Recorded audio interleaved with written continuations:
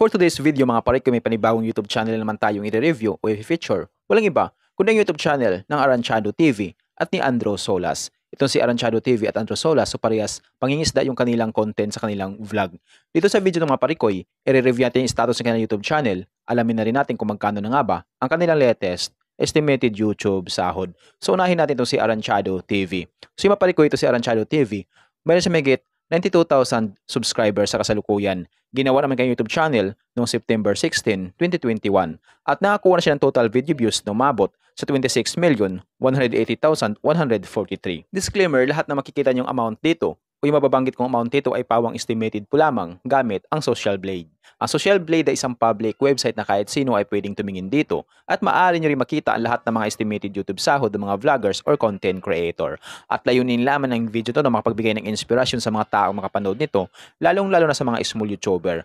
So yung mga parikoy, ano pang hinintay natin, samahan niyo kung i-review natin ang status ng YouTube channel ni Aranchado TV at ni Andro Solas.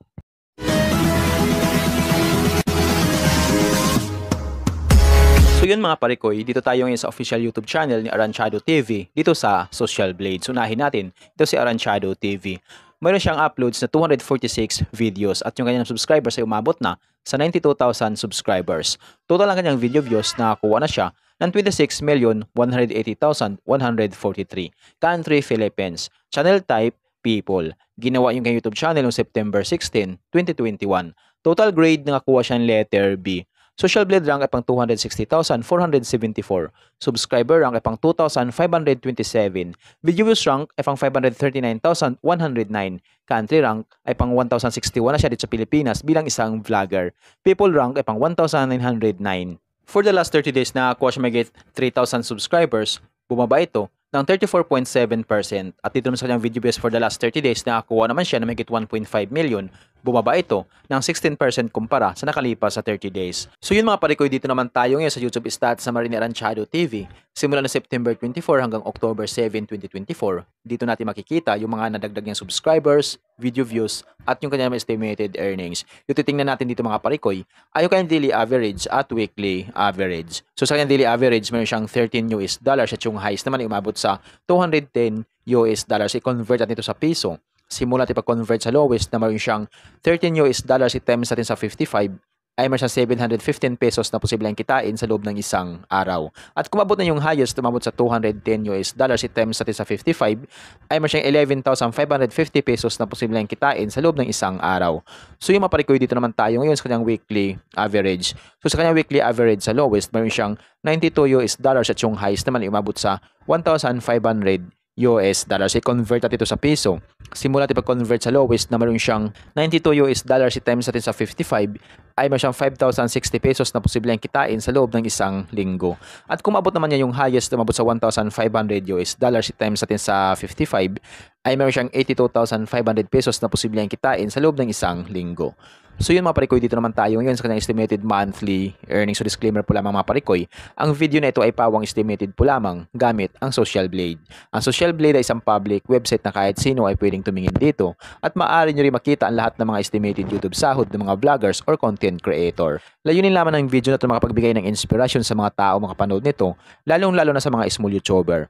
So yung maparikoy dito sa kanyang estimated monthly earnings ni Aranchado TV, mayroon siyang $394 at yung highest naman ay umabot sa $6,300. I-convert natin ito sa piso. Simula natin pag-convert sa lowest na mayroon siyang $394 i-times natin sa 55 ay mayroon siyang 21,670 pesos na posibleng kitain sa loob ng isang buwan. At kung abot naman yung highest na umabot sa $6,300 i-times natin sa 55 ay mayroon siyang 346,500 pesos na posibleng kitain sa loob ng isang buwan. So yung mapalikot yung highest ni Aranchado TV, sumabot lamang ito kapag once lahat ng mga viewers niya ay hindi nag-i-escape ng ads. Bihira lang yung mga viewers na hindi nag-i-escape ng ads. Kaya dito lang malapit kayo YouTube sahod sa lowest na mayroon siyang $394. Itong $394 na katumbas ng 21,670 pesos, so maaring doble lang ito or triple. So yan yung posibleng kitain ni Aranchado TV sa kanyang YouTube channel. Pero maaaring magbabago ito mga parikoy, depende sa dami ng views na makukuha ni Aranchado TV. So dahil nga ang sahod ng mga vlogger or content creator, nakadepende sa dami ng views, hindi sa dami ng subscribers. Kaya hanggat maaari, huwag po tayo mag-skip ng ads sa lahat ng mga vlog ng mga iniidolo nating vlogger. So sa ganung paraan, medyo lalaki yung kanilang YouTube sahod. So yung mga parikoy, proceed naman tayo sa kay Andro Solas.